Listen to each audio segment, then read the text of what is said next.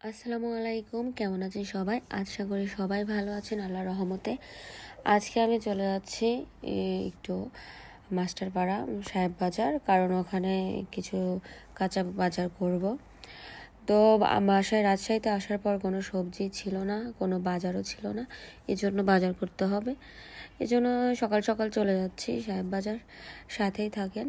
আর আপনার ভাইয়া পিছে পিছে আসছে, ও ক্যামেরাম্যান হিসেবে আছে।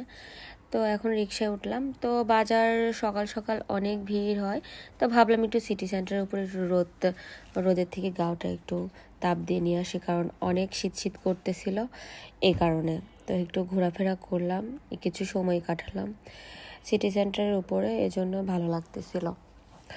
তো আমরা অনেকক্ষণই বসেছিলাম, কিছু টিকটক ভিডিও বানালাম, একটু হাসি খুশি মুহূর্ত পার করলাম। তো সেভাবে তো আসা হয় না, ভাবছি যে আমরা বিকেলেও ঘুরতে যাব। তো এটা হচ্ছে সিটি সেন্টার, এখানে অনেকেরাই এসে গল্প করে বসে, তো ভালো লাগে। তো দেখতেই পাচ্ছেন অনেক সুন্দর একটা জায়গা, নিচ দিয়ে রাস্তা, পাশে হচ্ছে রাজশাহী কলেজ। তো ঘোরাফেরা হয়ে গেল, ভাবলাম যে না এখন বাজার করে নিয়ে যাই, কারণ দুপুর হয়ে যাইতে না যাইতে আবার রান্না করতে হবে, খিদা লেগে যাবে। তো বাসায় নিয়ে যেয়ে বাজারগুলো আবার সব কিছু ঠিকঠাক করে রেখে দেওয়া, মাছ মাংসগুলো কাটাকাটি অনেক ঝামেলা থাকে, এজন্য বেশিক্ষণ আর ঘুরলাম না। তো বাজারে এসে দেখলাম সব কিছুর দাম প্রায় স্বাভাবিক, হচ্ছে আলু পেঁয়াজ সব কিছুই দাম কম, রসুনটার দাম একটু বেশি। তো আলু নিলাম 2-3 কেজি, আরও কিছু সবজি নিলাম। আসলে সব কিছুই রেট অনেক বাড়তে হওয়ার কারণে যারা মধ্যবিত্ত পরিবার তাদের অনেক সমস্যায় হয় কেনাকাটা করতে, বা এখন হচ্ছে সব কিছুই দাম ডাবল, সব কিছুই মানে চাল থেকে শুরু করে কাঁচা বাজার, মাছ মাংসের দাম সেভাবে মনে হয় না বেশি আছে, কিন্তু তার চেয়ে মনে হয় সবজির বাজারের দামই অনেক। কাঁচামরিচের দাম, আলু কিছুদিন আগে অনেক দাম ছিল, এখন 25 টাকা কেজি হয়েছে। সব কিছুই একটু স্বাভাবিক আসছে, এখন টমেটো মোটামুটি একরকম আছে। তো আমার ঠান্ডা লাগার কারণে ভয়েসটাও একটু অন্যরকম লাগছে, তাছাড়া কিছু না, কথা বলতে একটু কষ্ট হচ্ছে এটাই। তো কখনো শরীর খারাপ হবে, কখনো ভালো হবে, কিন্তু যে কোনো কাজ করতে গেলে তো পরিশ্রম করতেই হবে, বা প্রত্যেক দিনের ভিডিও আপলোড করতে হবে, প্রত্যেক দিন পরিশ্রম করতে হবে, প্রত্যেক দিন এডিটিং, তারপরে সব কিছুই, যে কোনো কাজই আসলে রেগুলার না করলে তো আমরা এই সঠিক মূল্যটা পাবো না, বা সাকসেস হতে পারবো না। তো আমরা মনে করতাম যে ভিডিও করা বা হচ্ছে ফেসবুকে ভিডিও আপলোড দেওয়া, পেজ খোলা কতটা নাই সহজ, কিন্তু যখনই পেজ খুলছি তখন থেকে বুঝতে পারি এর পিছনে শ্রম বা পরিশ্রম সব কিছুরই দরকার। পরিশ্রম ছাড়া কেউ কোনো সময় সাকসেস হতে পারে না। আর আমাদের এত পরিশ্রমের ফল যদি মানুষ ভিডিও দেখে লাইক না দেয়, ফলো না দেয়, তাহলে খারাপ লাগে।